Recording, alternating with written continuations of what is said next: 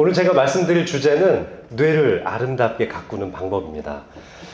이제 은퇴를 앞두고 계시는 분들, 그리고 또 실제 은퇴하신 분들 모두 다 아마 뇌를 어떻게 가꿔야 될지, 이제 지금까지 열심히 살고 벌어놨던 재산들도 그렇고, 나의 여러 가지 인격적인 소인도 그렇고, 어떻게 유산으로서 물려줄 수 있는지, 이 세계에 어떻게 나의 발자취를 남기고 갈런지 고민할 때 가장 중요한 게 결국 뇌 아니겠습니까?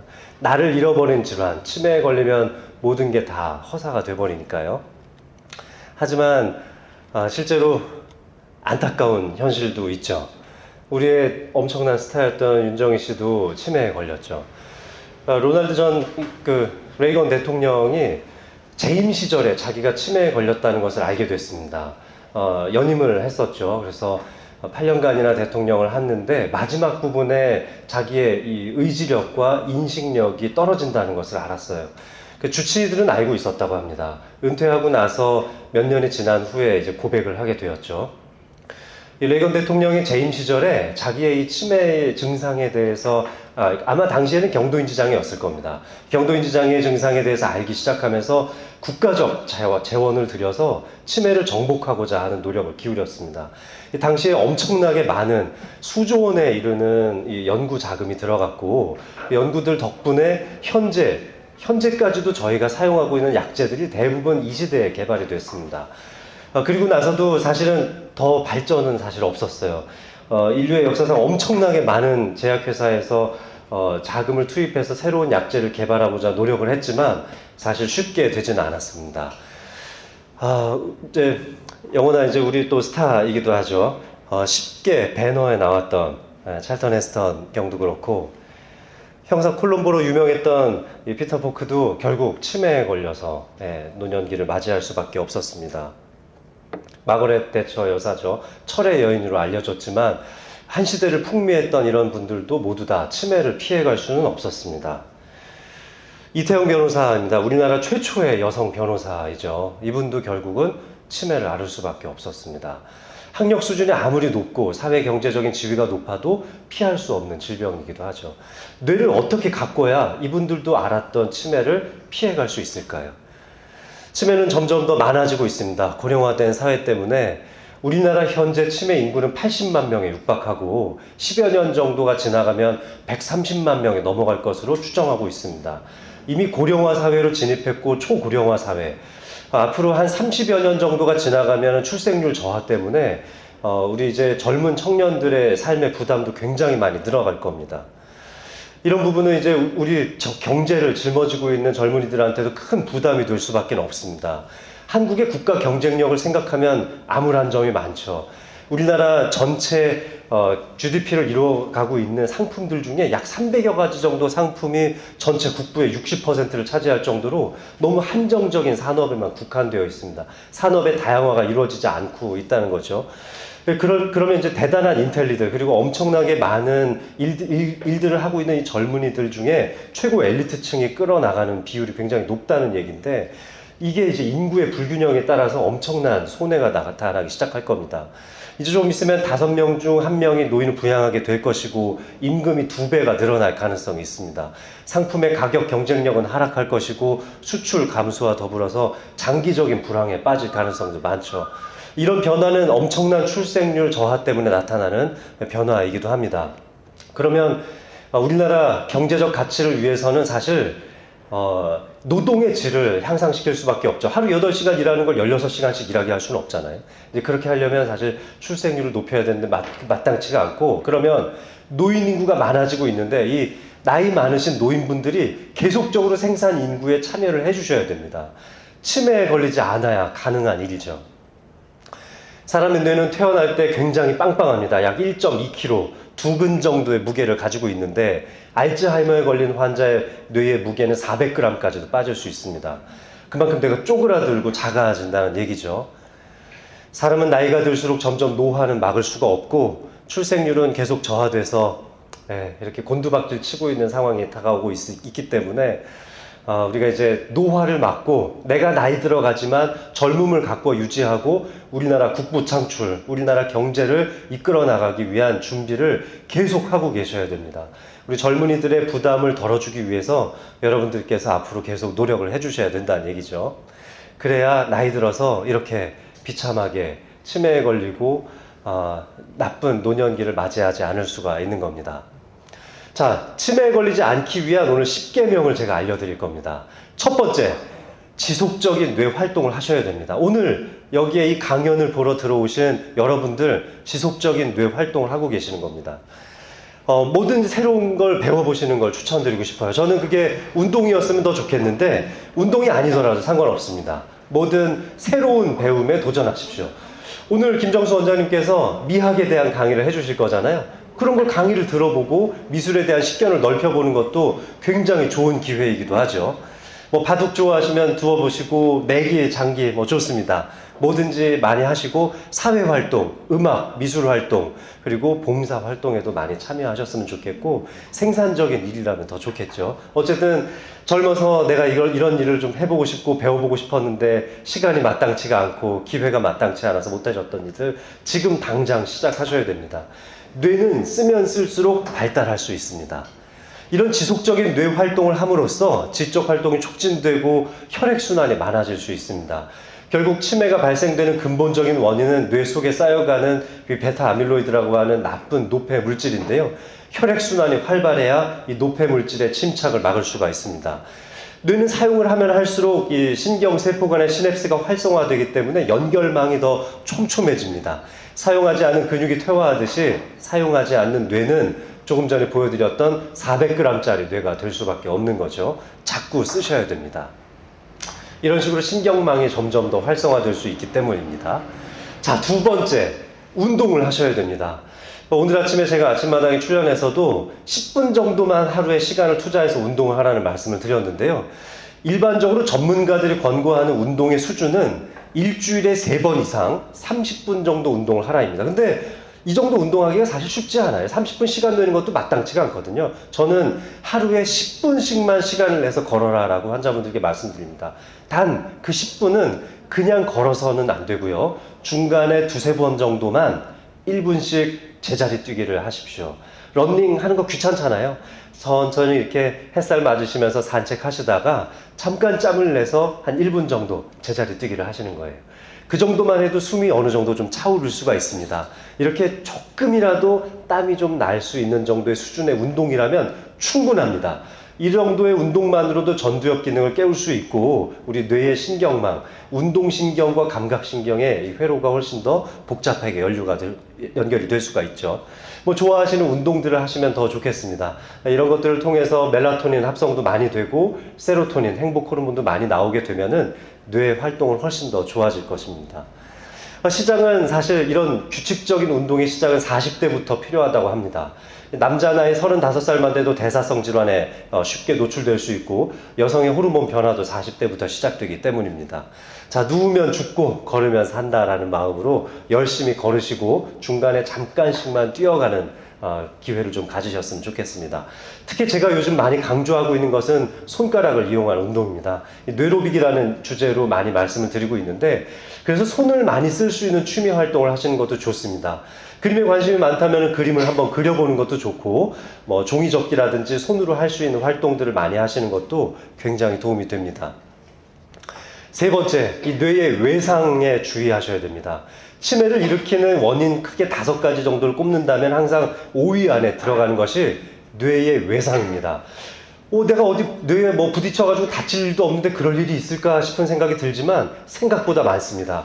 연세가 좀 들어가면서 균형 감각이 떨어지기 때문에 쉽게 넘어지면서 부딪히기도 하고 술 마시는 거 좋아하시는 남성분들은 많이 여기저기 부딪히기도 합니다. 그래서 전두엽 손상도 가속화될 수가 있는데 게다가 노인이 되시면은 이제 운동신경이 떨어지기 때문에 경미한 교통사고들도 많이 생길 수가 있죠. 그래서 머리를 다치지 않게 조심하셔야 됩니다. 머리를 다칠 수 있는 스포츠는 모두 다 피하셔야 됩니다. 승마 좋죠. 하지만 잠깐 낙마하게 되면 머리를 심각하게 다칠 수 있잖아요. 이런 운동을 조심하셔야 됩니다. 반복적으로 뇌가 외상에 노출되면은 파킨슨병이나 치매에 걸릴 가능성이 높다는 보고도 굉장히 많이 있습니다. 네 번째 제가 강조드리고 싶은 것은 생활 습관 병을 고쳐야 됩니다. 뭐 음주 많이들 하시죠. 근데 이런 생활 습관병 때문에 찾아오는 가장 근본적인 나쁜 점은 바로 비만과 대사성 질환인데요. 대사증후군의 진단 기준을 제가 여기 잠깐 넣어놨는데요. 남성은 허리둘레 이제 100cm, 동양인 기준으로 보면 이제 남성은 90, 여성은 80 정도를 봅니다. 이것보다 더 많이 이제 혈의가 두꺼워지면 안 되고, 중성지방 기준 150, 고밀도 콜레스테롤은 40 정도를 보시면 되고, 40보다 높아야 합니다. 공복 혈당이 110이 넘어가서는 안 되고요. 혈압은 130이 넘어가면 안 됩니다. 이 중에서 세 가지 이상만 해당된다면 대사증후군에 걸린 겁니다. 대사증후군이 있다는 것 그 자체만으로도 사실 치매에 걸릴 수 있는 확률이 6배 정도 높아질 수가 있는데요. 자, 비만만 돼도 치매에 걸릴 확률이 2.5배 정도 늘어납니다. 따라서 대사성 증후군 그리고 비만이 되지 않도록 조심하셔야 되는데, 근데 오늘 이렇게 부지런히 이 강의를 참여하러 오신 여러분들의 면면을 살펴보니까 비만은 한 분도 안 보이시네요. 아주 좋습니다. 그리고 적극적인 운동이나 올바른 식습관 섭취를 통해서 대사성 증후군을 예방하셔야 되고, 정기적으로 피 검사를 통해서 아까 전에 보여드렸던 그런 수치들을 확인하고 관리하셔야 됩니다. 여기에 해당되는 것 중에 내가 만약에 두세 가지 해당된다면 반드시 하나라도 교정을 하셔서 대사증후군에 걸리지 않도록 하셔야 되겠습니다. 마라도나도 엄청나게 짜게 먹는 식습관 때문에 살이 굉장히 많이 쪘죠. 자, 올바른 음식 섭취를 위해서는 싱겁게 드셔야 합니다. 과식하지 않아야 하고, 뭐 야채나 과일을 먼저 먹는 습관도 좋겠습니다. 저는 이제 환자분들께 흰살 고기를 많이 드시라고 권유를 합니다. 이 지중해식 식단이라든지 뇌 건강에 도움이 된다고 알려져 있는 마인드 식단 같은 것들을 보면은 닭고기를 많이 먹어라, 그리고 생선을 많이 먹어라, 이렇게 추천하고 있습니다. 육류, 단백질 섭취를 좋아하시는 습관을 가지고 있다면은 생선이나 닭고기 계통의 단백질을 많이 드시는 걸 추천드리고 싶습니다. 그리고 패스트푸드 너무 맛있지만 이제 좀 근절을 하셔야 될 것 같고요. 슬로우 푸드를 즐기셔야 됩니다. 뭐 야채나 과일 좋다는 건 누구나 다 알지만 요즘 야채 과일 종류가 너무 많잖아요. 특히 이제 색깔이 있는 야채 과일을 좀 많이 챙겨서 드시면 좋은데, 사실 야채나 과일도 탄수화물의 위주이기 때문에 야채, 과일로만 모든 걸 채워서 드셔서는 안 됩니다. 육류보다는 생선 좀 많이 드셔주시고 오메가3도 충분히 섭취하시는 게 치매 예방에 도움이 됩니다. 지금 제가 여기 적어 놓은 건 모두 대단히 많은 논문들에서 이미 이제 그 효과가 검증된 거죠. 충분한 물을 섭취하시는 것도 중요합니다. 여름철에 탈수가 되기 쉬운데 이 수분 섭취가 제대로 되지 않으면 뇌 혈류 순환량이 떨어질 수가 있습니다. 여섯 번째는 남성분들이 많이 해당될 수 있는데 금연, 절주를 하셔야 됩니다. 흡연은 뇌졸중을 많이 일으킬 수 있는데요. 우리가 이제 치매를 설명할 때 절반 정도의 원인을 뇌혈관 질환 때문이라고 설명을 합니다. 알츠하이머병이 차지하는 치매의 비율이 약 75% 정도 되지만 겹쳐지는 비율을 생각한다면 혈관 관리만 잘해도 치매를 절반을 막으실 수가 있습니다. 담배 태우시고 계시다면 당장 끊어야 되고, 요즘은 뭐 진짜 어린 친구들, 뭐 고등학생이나 대학생들이나 좀 어려운 친구들만 이렇게 담배를 피우는 것 같아요. 그래서 이제 자기 몸을 가꾸실 줄 안다면 담배 반드시 금연을 하셔야 되겠습니다. 음주에 대한 얘기는 상당히 분분한데요. 혈관적 관리 측면에서는 남성분이라면은 소주 2잔, 3잔 정도까지, 요즘 이제 도수가 낮아지니까 반병 정도까지는 혈관 질환 예방에 도움이 된다 할 수 있지만, 여성분인 경우에는 단 한 잔도 좀 어려워질 수 있고요. 치매 쪽을 다루는 논문에서는 하루 소주 1잔 정도까지만 치매 예방 효과가 있다라고 보고를 하고 있는데, 이것을 저희는 이제 알코올 유닛이라고 부르는데요. 뭐든지 내가 마시고 있는 술의 가장 기본적인 한 잔 단위를 생각하시면 되는데, 와인들을 아마 많이 좋아하실 텐데 와인이라면 좀 작은 잔으로 한 잔을 생각하시면 되겠습니다. 그래서 그 정도까지 섭취하시는 것은 치매 예방에 상당히 도움이 될 수 있다. 특히 뭐 라즈베라트롤 같은 것들이 많이 들어있는 와인을 하루에 한 잔 정도 즐기시는 것은 과학적으로도 치매를 예방하는 데 도움이 된다고 증명이 되어 있습니다. 우리나라 알코올 섭취량이 굉장히 높습니다. 맥주만 하더라도 120병 정도를 1년에 섭취한다고 하고, 소주 약 80병 정도를 국민 한 사람당 섭취를 하고 있다고 하니까 알코올 때문에 치매가 발생하는 비율도 전 세계적으로 우리나라 굉장히 높은 편이기도 합니다. 역사상 가장 추악한 전쟁이 있었죠. 아편 전쟁도 있었고, 담배 소송도 우리나라 이제 제가 대학생 때 이 소송이 일어났었는데 KTNG하고 여러 변호사님들하고 같이 이제 굉장히 지저분한 있었죠. 그래서 결국은 모두 다 KTNG가 승소를 하기는 했습니다만 어쨌든 당시에 굉장히 이런 소송을 많이 겪으면서 담배가 안 좋구나라는 국민적 인식은 확실히 된 것 같습니다. 덕분에 지금 이제 금연율이 조금씩 상승하고 있는데 이 전자담배 출시 때문에 흡연율이 다시 높아지고 있는 건 대단히 우려스러운 현상이라고 볼 수 있습니다. 7번째, 이걸 제가 오늘 사실 가장 강조하고 싶은 말씀이었는데 잘 자야 됩니다. 사람은 잠이 들어서 깊은 수면의 단계에 들어갈 때까지 대략 약 90분에서 120분 정도 걸립니다. 근데 깊은 수면의 단계를 하루에 최소 2번 정도는 경험해야 치매로부터 안전하실 수가 있습니다. 그러면 사람마다 좀 주기가 다르긴 하지만 1시간 반에서 2시간 정도의 주기를 타니까 최소 연속적인 수면을 4시간 정도 취하셔야 하고 우리가 이제 이런 수면의 주기를 하루에 한 3번 이상 취한다 그러면 정말 너무너무 엑설런트한 수면을 취하시는 건데 2시간 주기라면 6시간 이상 숙면을 하면은 정말 너무 좋은데 그게 안 되더라도 최소 4시간 정도의 수면을 취해줘야 깊은 수면의 단계를 2번 정도 경험하실 수 있습니다. 그런데 60세가 넘어가게 되면 깊은 수면의 단계를 경험할 수 있는 기회가 좀 줄어듭니다. 이 뇌에서 우리 시상하부라고 하는 곳에서 수면을 담당하게 되는데 여기서 나오는 멜라토닌 호르몬 양이 상당히 줄어들거든요. 이 멜라토닌 호르몬 양이 줄어들면 깊은 수면의 단계를 경험하기가 어렵습니다. 어린 아이들은 한번 잠이 들면은 길게는 한 16시간까지도 자거든요. 갓난 아이들 보면은 대개 그 정도를 자게 되는데 갓난 아이들은 오히려 깊은 수면을 잘 못 취하고 꿈을 상당히 많이 꾸는데 대략 한 6살에서 10살 정도 되면은 이제 성인과 비슷한 수준의 잠을 청하게 되는데 이때 되면 이제 한 12시간 정도의 잠을 자게 되고 이때 가장 아이디어한 잠을 잡니다. 하루에 깊은 수면의 단계를 5번 이상 경험하거든요. 어린 아이들이 뇌가 빠릿빠릿하게 잘 돌아갈 수밖에 없는 것도 이런 깊은 수면의 단계를 경험하면서 뇌가 명상에 많이 빠지게 되고 집중력도 좋아질 수 있기 때문인데요. 여러분들도 하루에 최소 2번 이상의 깊은 수면의 단계를 경험하기 위해서 이 멜라토닌 호르몬 관리를 하셔야 됩니다. 멜라토닌 호르몬이 잘 나오게 하려면 적어도 아침에 해가 뜨고 나서 한 3시간 이내에 따뜻한 햇살을 받으시면서 산책을 하시면 되겠습니다. 출퇴근길에 계시다면 일부러 좀 햇살을 받아보시는 것도 좋을 것 같고요. 그 시간에 좀 받기가 어렵다. 항상 내가 실내에서만 있어야 된다 하시면은 요즘 한 3, 4만 원 정도면 태양광과 비슷한 LED 조명을 팝니다. 그걸 이렇게 눈가에 두고 한 10분 정도 쐬어주시는 것도 멜라토닌 호르몬 관리에 아주 도움이 많이 됩니다. 그래서 최근에는 이 멜라토닌 호르몬을 조절해주는 약들도 많이 나왔죠. 얼마 전에 이 세로토닌과 멜라토닌 호르몬을 동시에 컨트롤 해줄 수 있는 아주 획기적인 약도 나왔거든요. 이런 약들을 아침에 일어나기 7시간 전에 복용을 해주신다면은 적어도 대여섯 시간 정도의 수면 시간을 확보하실 수가 있고 깊은 수면의 단계를 2차례 이상 경험할 수가 있습니다. 이런 약들을 조금 활용해 보시는 것도 도움이 될 수 있겠죠. 자, 8번째로는 스트레스와 불안 이런 것들을 줄여야 됩니다.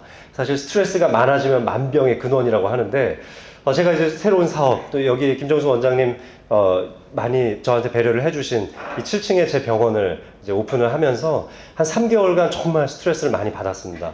너무너무 챙겨야 될 게 많더라고요. 이렇게 먼저 병원을 운영하시고 계시는 김정수 원장님, 이혁재 한의사님, 이 선배 의사 선생님들을 보면서 정말 대단하다는 생각을 많이 했습니다. 그런 생각을 하면서 제 스스로 이 스트레스 호르몬이 굉장히 많이 나온다는 걸 느꼈는데요. 그래서 당시에 제가 이제 지금 당뇨 전 단계를 진단을 받은 상태인데요. 당뇨 전 단계 진단을 받은 지 이제 2년 정도가 되었는데, 당시에 제가 연속 혈당 측정 장치를 그래서 달아봤습니다. 근데 신경을 많이 쓰는 일이 생기니까 8시간, 10시간을 금식한 상태에서도 혈당이 180까지 올라가더라고요. 제가 금식을 8시간 유지하면 한 100에서 105 정도 왔다 갔다 했었거든요. 근데 아무것도 먹지 않았는데 이 콜티졸 호르몬이 분비되는 것만으로도 혈당이 180까지 올라갈 수 있다는 걸 경험을 했습니다. 결국 내 이 근육 속에 또 내 간 속에 저장되어 있던 혈당을 이 콜티졸이라고 하는 스트레스 호르몬이 꺼내 쓰려고 만들어내는 거거든요. 스트레스를 받으면 위기 상황이라는 생각 때문에 바로 이런 대사 과정이 내 몸 안에서 일어나는 겁니다. 저처럼 젊고 건강한 사람도 이런 변화가 생기는데 연세가 좀 있으시거나 노년기에 접어드신 분들이 스트레스에 처한다면 어떤 변화가 생길지 상상이 가죠. 이런 변화는 이 혈당에서만 생기는 것이 아니라 콜레스테롤 대사에서도 똑같이 발생합니다. 그러니까 하루 종일 스트레스를 받고 계시는 분들 있죠.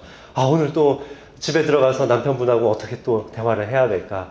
또 우리 속썩이는 아들내미가 또 어떤 문제를 일으킬까? 또 사회적인 문제, 경제적인 문제들 때문에 스트레스를 많이 받으시잖아요.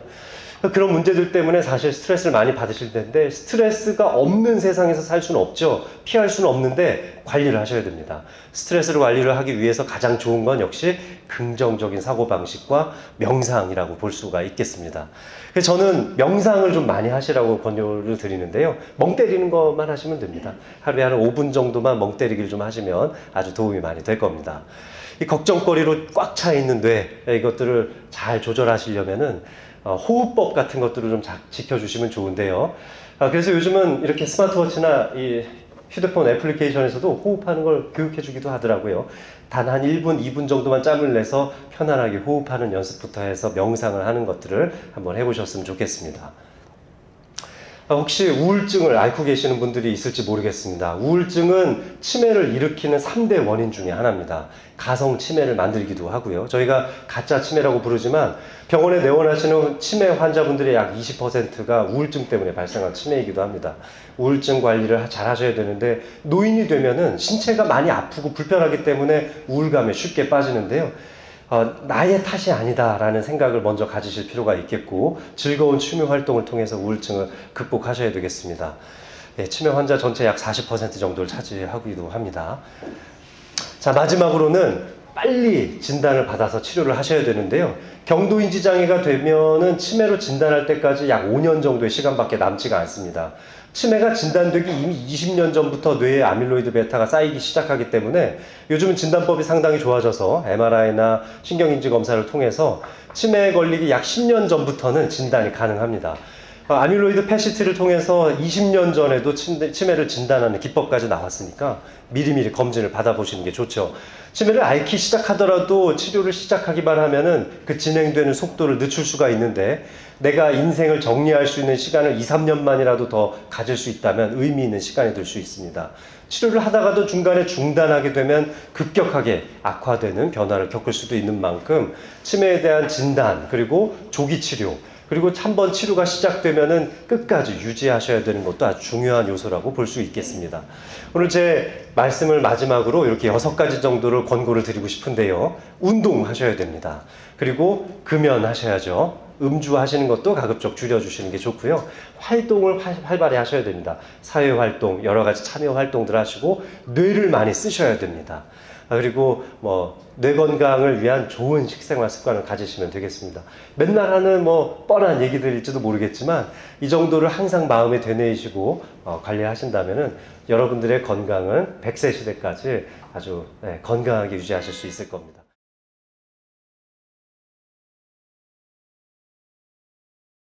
안녕하세요. 저는 이지향 약사라고 합니다. 여러분들이 갱년기라고 하면 뭐가 떠오르세요?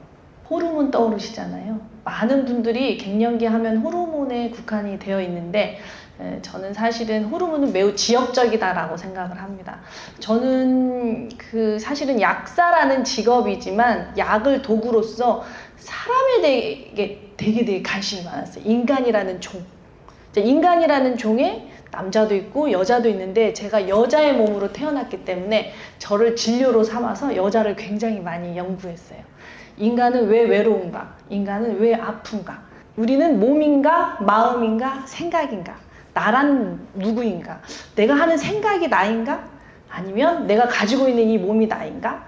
아니면 지금 느끼는 이 불안감, 이 만족감, 이런 정서가 나인가? 이런 것에 대해서 되게 궁금함이 많았거든요.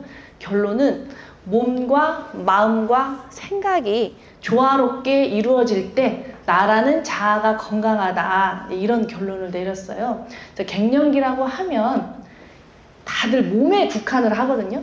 이 몸에 국한을 하는데 이 몸이라는 것은 사실 100년 정도 쓰고 폐차하는 물질에 불과하잖아요. 우리는 다 돌아간다라는 표현을 써요. 결국에는 우리는 모두 별에서 왔다고 해요. 왜 별에서 왔다고 하냐면 우리가 흙으로 돌아갈 때 내 몸의 진료들이 다 별의 진료하고 똑같대요. 우리 몸을 흙으로 돌아갈 때 보면 탄소, 수소, 산소, 질소, 인 이런 것들로 흙으로 돌아가는데 별의 진료도 그렇대요. 별도 탄소, 수소. 그러면 내 몸이 나인가? 이거에 대한 강한 의문이 들죠. 그렇잖아요.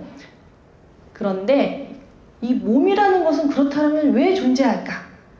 몸이 왜 있지? 이제 이런 궁금증이 되게 많이 생겼는데 제가 내린 결론은 그래요. 몸이라는 것은 나를 이 몸을 통과해서 이 세상을 경험하기 위해서 몸이 존재하는구나. 몸에서 일어나는 모든 생리현상은 오직 생존을 위해서 존재하는구나. 그래서 내 몸에서 일어나는 모든 일은 이유가 있고 어떤 이유? 살아남기 위해서. 모든 질병도 결국은 내 생명을 지키기 위한 나의 DNA의 몸부림이었구나. 이런 결론이 많이 나왔고요. 여러분들 예를 들어서 지금 제가 강의를 하는데 떨지 말아야지, 떨지 말아야지 뇌가 계속 명령을 보내도 몸은 계속 떨리는 경험 해보셨을 거예요. 뇌의 명령대로 내 몸이 반응을 해준다면 우리는 AI에 불과할 거예요. 그러나 나의 생각과 나의 정서는 따로 놉니다. 그랬을 때 갱년기가 되었을 때 우울하지 말아야지, 긍정적 생각해야지 하더라도 끊임없이 올라오는 이 우울과 이 분노와 이 서러움과 이 외로움, 이것은 뇌하고 전혀 상관없이 나의 세포가 기억하는 나의 감정이라는 거죠. 그랬을 때 갱년기는 이 마음, 뇌하고 전혀 상관없이 우리가 무의식에 꾹꾹 눌러왔던 나의 부정적 감정들이 치고 올라오는 그것들. 그래서 갱년기는 몸도 봐야 되고 마음도 봐야 되고 생각도 봐야 된다. 내가 어떤 생각을 하고 있나, 내가 어떤 마음으로 살고 있나, 내가 어떤 몸의 상태인가, 요것들을 다 봐야 되는데 많은 사람들이 그냥 몸에 국한지어서 그냥 간단하게 호르몬제 하나 먹고 퉁치려고 해요. 그 마음의 외로움을 명품백 하나 사서 퉁치려고 해요. 내 생각의 알고리즘을 멍 때리는 걸로 퉁치려고 해요. 내가 어떤 생각을 하고 있는지 나의 뇌의 알고리즘을 명확히 인지해야 되고, 내가 지금 외로운지 슬픈지 내 마음 상태 내가 위로해줘야 되는데 나를 위로할 줄 모르고 내 생각을 바라볼 줄 모르고 내 몸에서 보내는 신호를 인지하지 못했을 때 갱년기는 질곡의 늪에 빠집니다. 그래서 몸이 보내는 신호, 마음이 보내는 신호, 생각이 보내는 신호를 다 알아차리셔야 됩니다. 그리고 이 몸과 마음과 생각을 일치시키기 위해서 끊임없이 호르몬으로서 신호를 보내요. 호르몬은 메신저예요. 아까 우리 그 원장님께서 말씀하신 대로 스트레스를 받으면 코티솔이라는 호르몬이 딱 나와요. 자, 코티솔이라는 호르몬이 마음 때문에 나왔잖아요. 근데 그 코티솔이라는 호르몬이 몸에 영향을 미쳐요. 자, 그러면 갱년기가 단순히 호르몬제 하나를 먹어서 해결될 문제가 절대 아니라는 거죠. 갱년기 여성들이 왜 호르몬의 불균형이 오냐? 제가 오랫동안 지켜보니까 혈액이 너무 말라버려서 그렇다는 거예요. 우리 몸은 세포로 이루어져 있잖아요. 세포는 우리가 음식을 먹고 나라는 자아가 음식을 먹어야 생명활동을 할 수 있듯이 내 몸의 60조 개의 세포는 혈액을 먹어야 생명활동을 할 수 있는데 우리는 너무 앞만 보고 달리면서 혈액을 다 써버렸어요. 특히 생각이 많은 사람은 뇌 혈액 소모량이 굉장히 많습니다. 우리 몸에서 혈액을 가장 많이 쓰는 곳이 뇌이기 때문이죠. 생리하느라 썼지, 아기 낳느라 썼지, 생각하고 고민하느라 썼지, 그 다이어트 하느라고 못 먹어서 혈액이 안 만들어졌지. 옛날 엄마들은 오히려 편했던 것 같아요. 뽀글뽀글 파마하고 그냥 배 나오고 살아도 되는데 요즘은 예뻐야 되잖아요. 다이어트도 해야 되지, 일도 해야 되지, 여러 가지로 뇌 혈액 소모량이 많기 때문에 혈액이 바짝 말라버리면서 갱년기가 가중됩니다. 몸은 혈액을 채우고 마음은 사랑을 채우고 뇌는 생각을 비워야 갱년기는 완성이 된다고 생각을 하고요. 갱년기의 완성이 여러분들을 120세까지 행복하게 해줄 거라고 생각합니다. 감사합니다.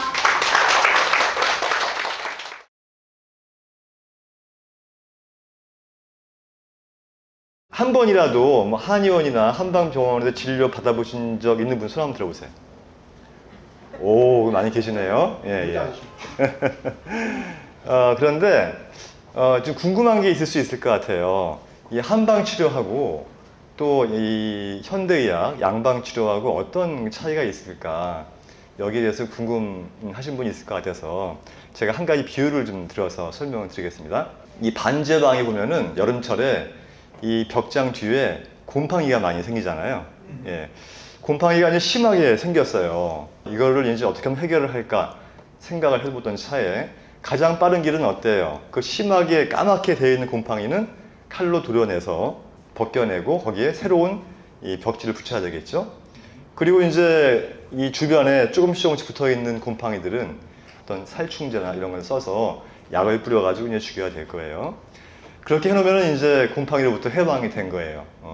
드디어 깨끗하고 쾌적한 방이 됐다라고 생각을 했는데 한 달 뒤에 다시 그 방에 가보니까 다시 또 그 벽장에 곰팡이가 슬어 있는 거예요.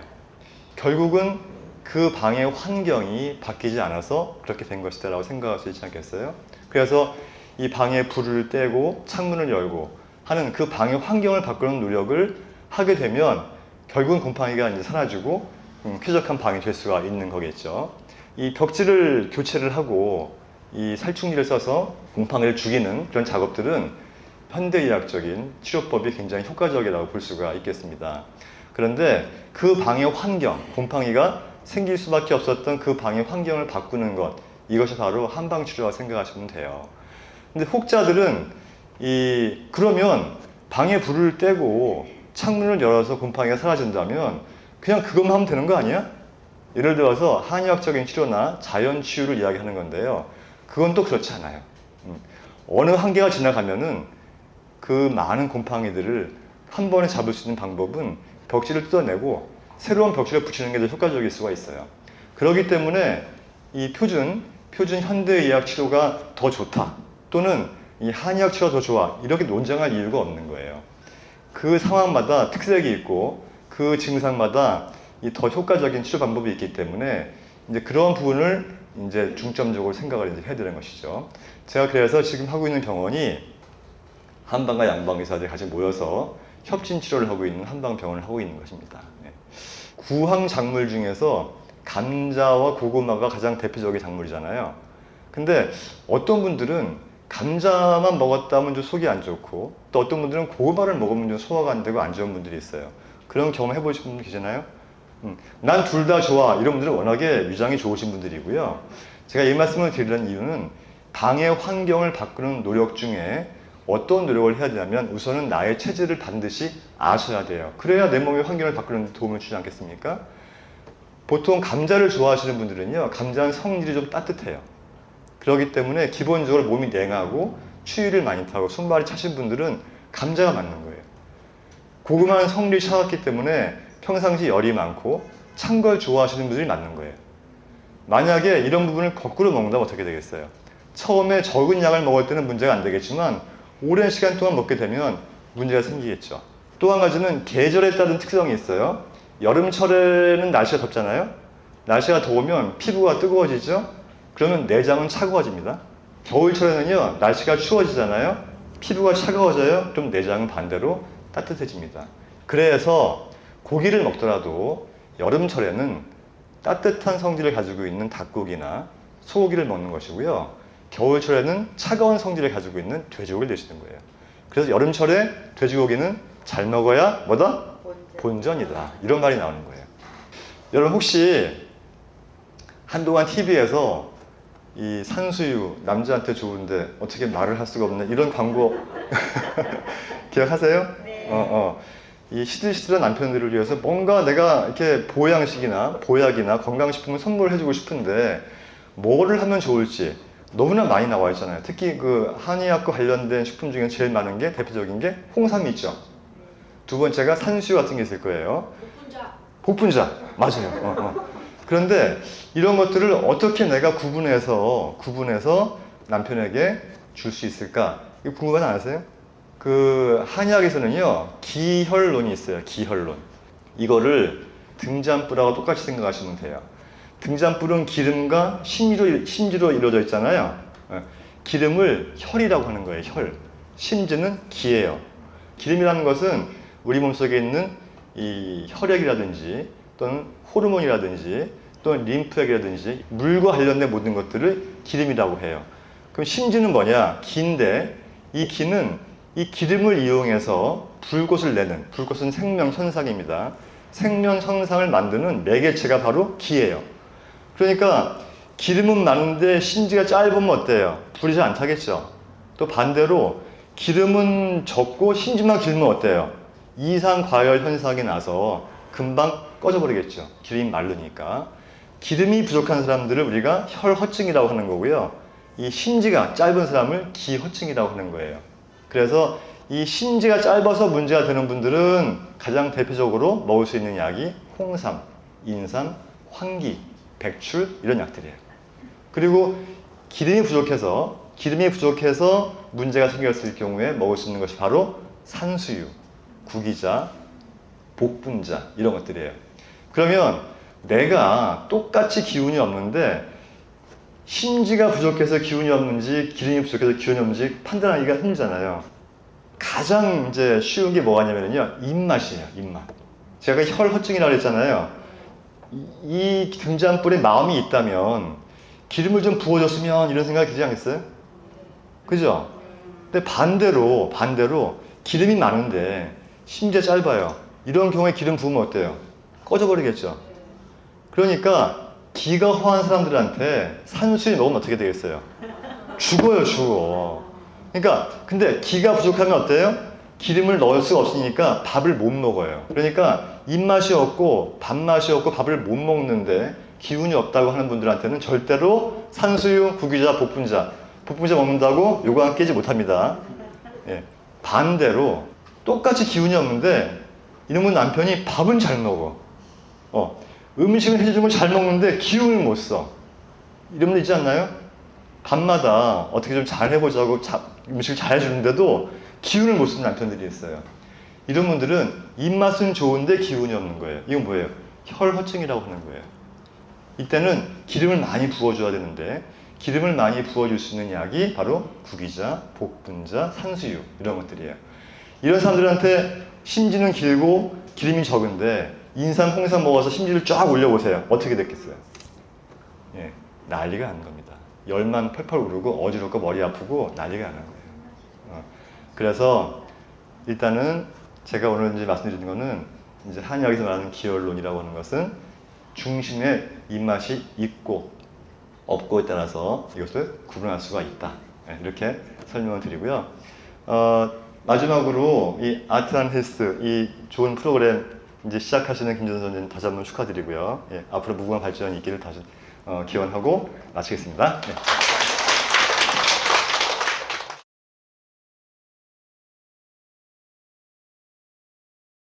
오늘의 강의의 목적은 이제 아트 앤 헬스라는 것은 무엇보다도 이제 이 아트하고 헬스가 뭔가 연결이 되어 있다는 것은 미루어 짐작해서 여러분들은 아실 수 있을 겁니다. 근데 오늘을 기쁘게 하기 위해서 오늘이 무슨 날이냐면 이 사람이 생일날입니다. 1862년생입니다. 이 사람이. 아시죠? 이 양반은 1862년에 베를린 1897년에 이제 그 빈 쪽에 있는 분리파를 만들고 자기 동생이 에른스트 크린트죠. 그 양반이 1864년에 죽었습니다. 그 사람의 시동생이죠. 그러니까 그 처형이 됩니다. 이 사람이 플래게죠. 그래서 이 그림은 잘 아시다시피 1907년도에 크린트가 그때부터 이제 황금기에 접어들면서 그렸던 그림입니다. 아시다시피 이거는 우리 여성분들이 제일 좋아하는 키스를 받고 싶어서 그리고 원했는지 제일 좋아하는 그림이고 그래서 맥주집에서 가장 많이 팔리는 그림입니다.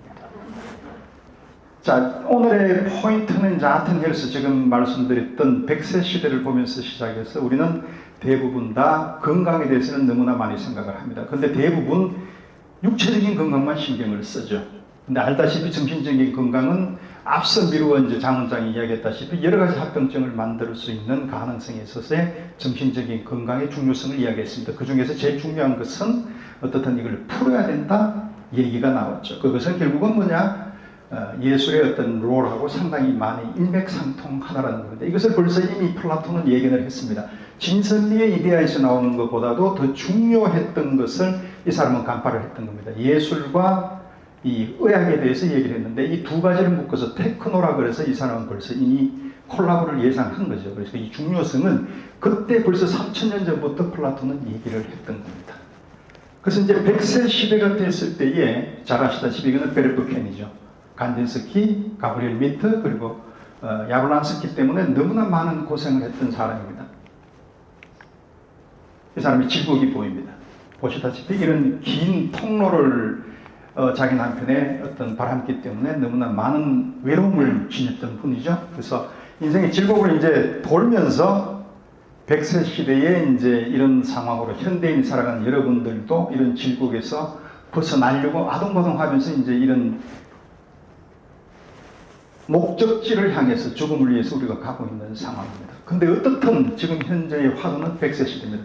이 100세 시대에 제일 중요한 것은 정신적인 그런 건강에서의 어떤 그런 확장, 이게 제일 중요하다고 봤을 때 예술의 중요성은 우리가 과히 간과할 수가 없다는 겁니다. 그래서 그 이후에 이제 플라톤 이후에는 어떻든 중세 시대를 거듭하면서 예술은 몰락의 시대를 가지고 옵니다. 그렇지만 르네상스 1400년대부터 시작해서는 다시 인간의 부흥을 일으키게 됩니다. 이때에 우리가 이제 근대에 등장하는 인물이 있으니 그 사람이 데카르트죠. 데카르트는 자기의 인식을 이제 어떻든 슬파를 하면서 신의 위치에 인간을 삽입해서 이제 그것을 고비토라는 것으로서 인식론을 하게 됩니다. 그 반대편에 있는 영국에서는 어떤 현상이 생기냐면 존 로크가 이제 경험론에 의해서 인간의 어떤 중심적인 어떤 상황보다는 자연과 같이 이어가는 양태적인 삶을 이야기하는 시절까지 왔습니다. 그러다 보니 근대에 이르러서 나중에 이제 칸트는 거기에서 이성을 다시 세웁니다. 인간의 이성론을 세우면서 인식론을 강조하게 됩니다. 이때 지금까지의 미학은 대부분 다 바깥쪽에서 보이는 자연의 인식이 내한테 오는 객관적인 미에 대해서 생각을 했습니다만 이제부터는 칸트는 뭐라고 했느냐? 취미적 판단 비판에서 뭘 이야기했냐면은 내 감성을 건드리기 시작합니다. 이때 이성과 오성을 통해서 내가 다가가는 어떤 그런 상태가 되었죠. 그렇다는 것은 뭡니까? 객관적인 이성보다는 이제 감성이 작용을 하게 됩니다. 그래서 그림이 아름답다는 것을 명원차 느끼기 시작했다는 거죠. 그래서 이 사람은 한목적성, 그러니까 목적성이 없는 어떤 한목적성의 미인, 순수한 어떤 미를 이야기하는 거죠. 그래서 순수미를 이야기했던 가장 최초의 사람이 되고 이 사람은 모더니티에 있어서는 아버지의 역할을 하게 됩니다. 그 이후에 다시 생겨났던 사람이 이제 헤겔이라는 사람이 등장을 하게 됩니다. 이 헤겔은 지금 현재 우리가 많이 얘기되고 있는 컨템포러리 아트에서 상당히 중요한 위치를 차지하고 있는 컨셉추얼 아트, 그러니까 개념 미술이라는 어떤 철학을 이 사람은 그때부터 갈구하게 됩니다. 그렇다는 것은 옛날에는 이성적으로 우리한테 다가왔던 그림에 대한 것을 이제는 감성, 내가 가지고 있던 것들로 내 마음을 표현할 수 있는, 표현력을 구가할 수 있는 그런 상황까지 얘기가 됐다는 겁니다. 그래서 그림이 이제는 이런 식으로 변하는 그런 상황이 옵니다. 자, 초창기에는 앵그러, 이거는 뭐죠? 그냥 균형미가 있는 그냥 고전미에서 나오는 그런 비너스상이죠. 근데 이것을 우리는 이제 누드라고 이야기합니다. 고전미에 있는 누드라고 하죠. 마찬가지입니다. 이 사람은 샤바넬이죠. 근데 이 사람은 누굽니까? 1863년도에 이 사람은 이런 그림을 그립니다. 이 여자가 누구냐면 벡토리 메랑이죠. 이 사람은 뭐로 봅니까? 더 누드로 보는 게 아니라 이제 더 네이키드로 보는 거죠. 뭐냐? 나체화라는 거죠. 이 사람은 실질적인 사람입니다. 눈을 똑바로 뜨고 우리를 보고 있죠. 난리가 났죠. 그래서 낙선전을 벌여서 어떻든 이 사람은 부자하게 되는 모더니티 회화의 아버지로 만에는 우뚝 서게 됩니다. 이건 올림피아죠. 1863년도 같은 그림입니다. 이 사람이 어떤 그런 자세를 보십시오. 이거 보고 누가 고전미가 넘치는 더 누드라고 얘기를 할 수 있겠습니까? 아니죠. 이거는 더 네이키드죠. 자, 만행은 이것만 끝나지 않습니다. 여기 보시다시피 폴리베라자라의 이제 술집에서 나오는 얘기인데 이 남자의 위치가 없습니다. 벌써 이미 이건 얘기됐죠. 1870년대에 이런 그림을 그린다는 것은 도저히 상상할 수 없는, 왜냐하면 존재 자체가 부정이 되어버리는 거죠. 그렇다는 것은 이 사람의 위치를 벌써 생략할 수 있었다는 정도의 어떤 모더니티는 마네는 가지기 시작했습니다. 근데 더가 1830년입니다. 마네하고 나이 비슷한 사람인데 이 사람은 클래식에서 벗어나서 어느 정도 자기의 그림을, 이 사람도 마찬가지로 아시다시피 욕조의 여인이라든지 이런 걸 보게 되면 여자로서의 더 네이키드를 그리기 시작했다는 거죠. 이 네이키드라는 것은 감성이 움직이는 자기의 익스프레션을 충분히 구가할 수 있는 모더니티가 이때부터 생겼다라는 겁니다. 자, 그러고 난 뒤에 이제 보불 전쟁이 1870년대에 생깁니다. 그러고 난 뒤에 잘 알고 있는 우리 임프레셔니즘, 그러니까 인상파 화가들 많은 사람들, 제일 아는 사람이 마네가 아니고 이제 모네라는 사람이 등장을 하고, 르노아르가 등장하고, 시슬레가 등장하고, 기요맹이 등장하고, 까이 보트라는 사람이 등장하고, 바지우가 등장하게 됩니다. 이런 사람들 전체가 다 뿔뿔이 흩어졌는데 그 중에서 모네는 피사로라는 사람하고 런던으로 도망을 갑니다. 도망가서 컨스터글하고 터널을 보면서 이 사람은 나름대로의 어떤 그런 인상을 그리게 됩니다. 그래서 빛의 모양이 우리가 다른 어떤 건 자연의 현상들을 잠깐 사진에서 찰나의 어떤 그런 현상들을 느끼는 것을 확인해서 이런 태도지를 제1회 1874년도 나달이라는 사람의 사진작가의 스튜디오에서 이제 제1회 인상파 전을 열게 됩니다. 자, 르노아르입니다. 르노아르는 모네하고 다릅니다. 상당히 1874년도 1회에 참여하고 난 뒤에 인상파가 가지고 있는 상당히 본질에 따른 어떤 그런 게 아니라 변화하는 것에만 초점을 맞추니까 그림의 본질을 노리는 데서는 실패했다라고 이 사람은 탈퇴하게 됩니다.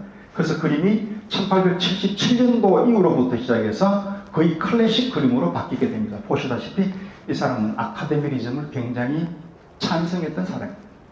그런데 모네는 계속 이런 식으로 주구장창 임프레셔니즘에 빠져있고 계속 시리즈를 남발하게 됩니다. 그리고 앞서 보여드렸던 마네의 제자인 에바 곤잘레스라는 사람이 있습니다. 이 사람도 여성의 임프레셔니즘입니다. 이 사람은 덕하고 상당히 가까운 메리 카셋이죠. 미국에서는 상당히 부자가 됩니다. 근데 모네는 변하지 않습니다. 이 사람이 진정 가지고 있는 임프레셔니즘입니다.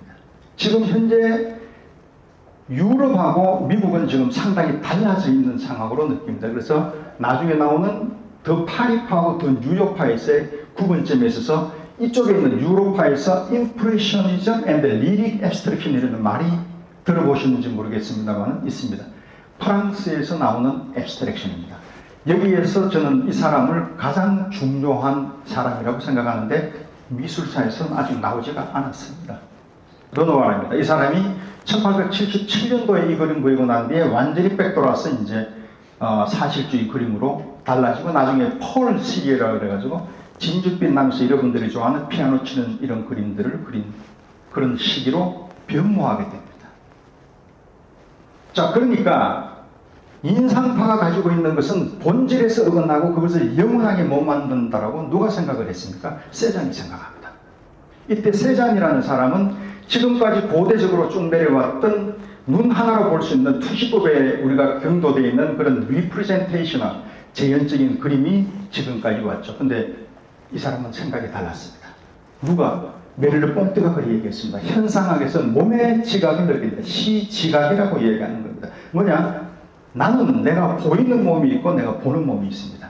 이 보이는 몸을 보이지 않는 상황에서 그 자연이 나를 보기 시작합니다. 그게 존 루크의 얘기입니다. 그 경험적으로 이야기하는 그런 애들의 생각을 굉장히 많이 받아들이게 됩니다. 그 양태적인 시각인데 여하튼 이 사람은 본질을 양앙으로 보기 시작을 했습니다. 그래서 본질 쪽에서 영원한 것을 찾아내기 위해서 이런 그림을 그립니다. 그래서 큐빅, 원, 뿔 등등으로 갑니다. 이게 다음으로 뭐로 가느냐?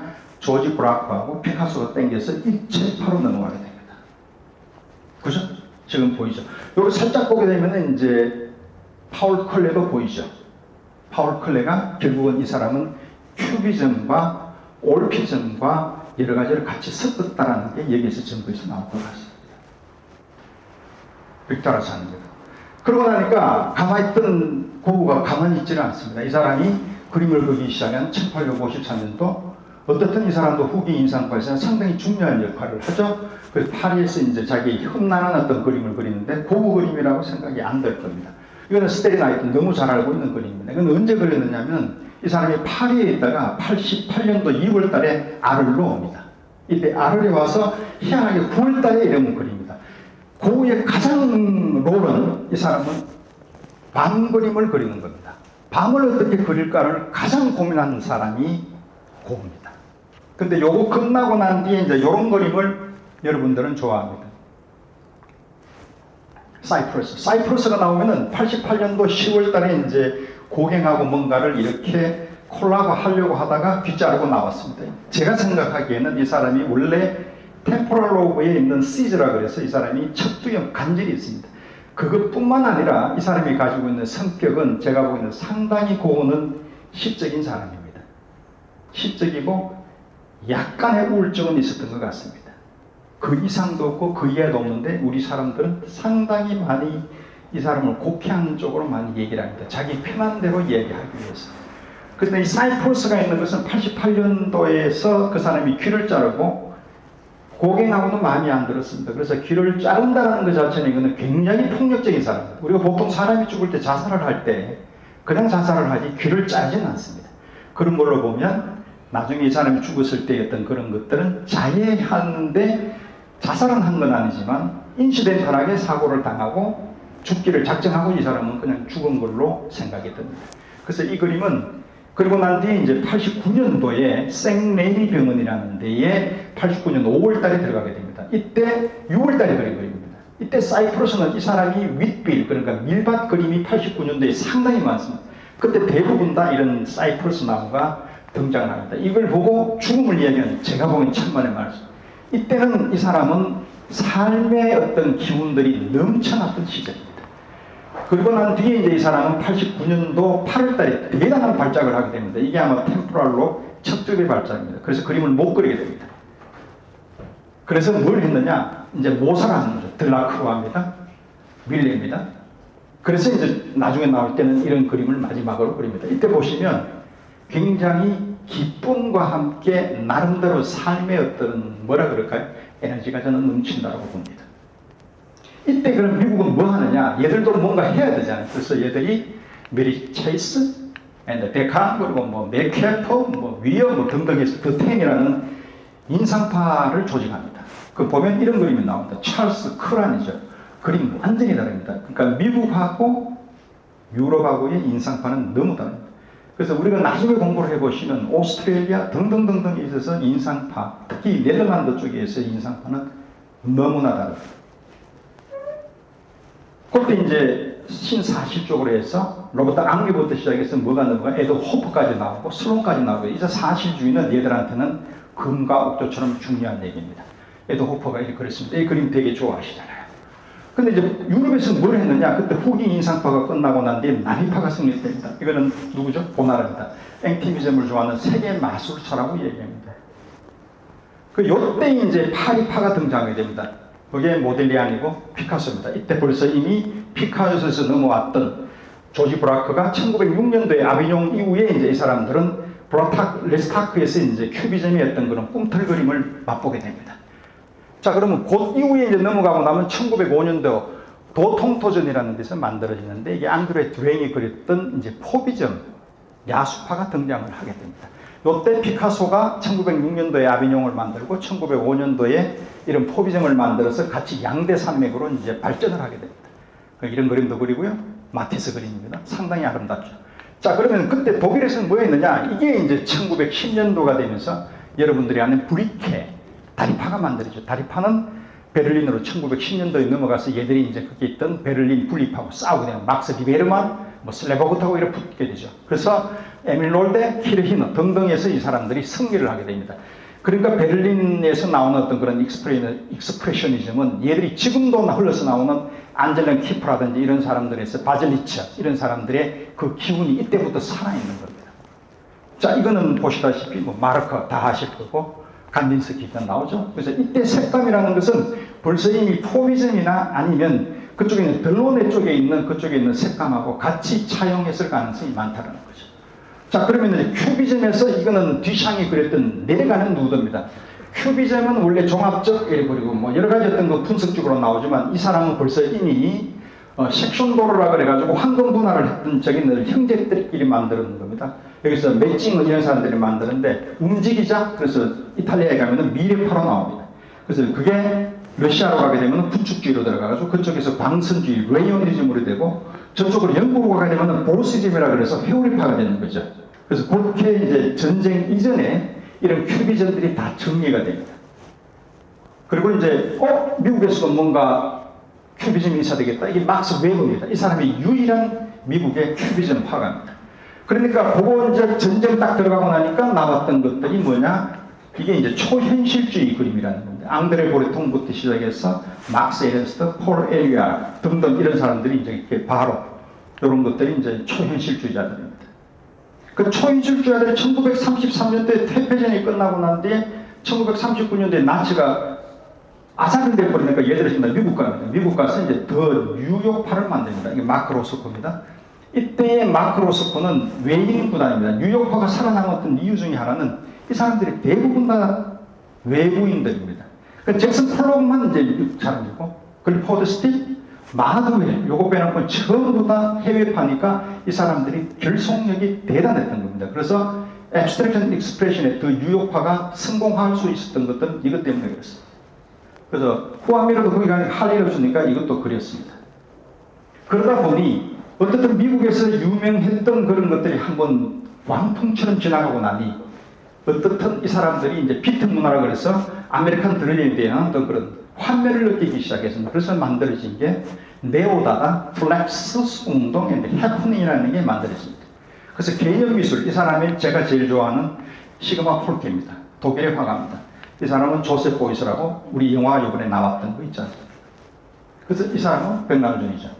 이 사람은 존 케이지 앤 엘렌 캐프로라고 해서 플렉서스 운동, 그러니까 미국에서 독일에서 건너왔던 조셉 엘버스라는 사람인데 이 사람이 블랙 카운트 마을 칼리지를 만듭니다. 거기에서 결성됐던 것들이 플렉서스 운동, 그러니까 정리적으로 하는 음악을 그림으로 표현해낸 겁니다. 그래서 비디오 아트가 나왔습니다.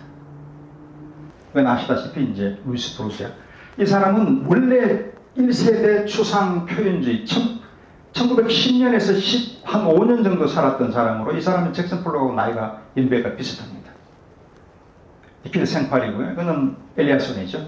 이게 이제 결국은 지금 현재까지 되면서 컨템포러리 아트가 이런 식으로 변하게 됩니다. 아시다시피 그는 팝 아트와 네오 익스프레셔니즘 신표현주의의 두 거장이 만났습니다. 자, 이 그림은 슈바넬이 그렸던 그림이 신표현주의 화가인데, 자, 이게 이제 컨템포러리 아트입니다. 우리나라에서 제가 제일 좋아하는 화가 중에 한 사람이 이 사람이 제리 사입니다. 코리안 캐네디안 배입니다. 헤르난 펠스하고 같이 콜라보를 했습니다. 우리나라 한국에서 나오는 겁니다. 우리나라도 충분히 글로벌리제이션이 될 수 있고 충분한 역량과 이런 것들이 갖추어져 있는데 이걸 확실히 표현을 못하고 있습니다. 아름답지 않나요? 그런 거면.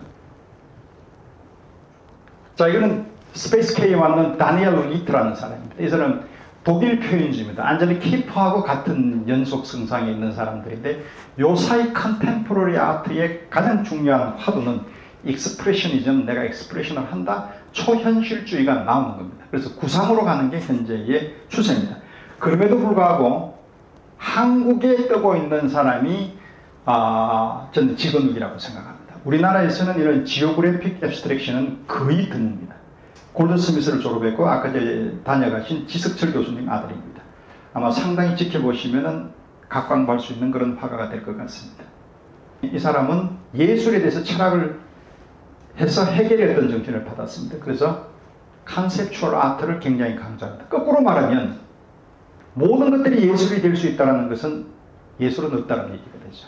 그래서 보드리아라든지 이제 그런 그 예술 무용론을 이야기합니다만 초미학적으로. 그래서 요사이는 지금 NFT, 메타버스까지 지금 넘어가는 상황이기 때문에 너무 걸변하는 상황에서 이 컨템포러리 아트였던 것에 대해서는 많이 봐서 많이 알아야 거기에서는 우리가 정보를 체득할 수가 있고 힐링을 받을 수가 있습니다. 그래서 이게 지금 현재 컨셉추얼 아트의 다이어그램입니다. 요번에 왔는 다니엘 뷰린이라는 사람이 있습니다. 이 사람은 인사이트 전시를 하는 사람입니다. 인사이트가 뭐냐? 아무것도 안 하고 와서 이제 그때 미술관에서 그리는 사람입니다. 뭐 때문에 그 있던 관념이나 이런 것들을 다 제거하고 내가 하고 싶은 어떤 작품을 하고 싶다는 겁니다. 그래서 이거는 거꾸로 말하게 되면 선천적으로 가지고 있는 어린애 같은 어떤 그런 복합성을 가지고 있다는 얘기가 됩니다. 그래서 애들처럼 즐겁게 폰이라는 어떤 그런 화두를 이 사람은 가장 중요하게 생각을 합니다.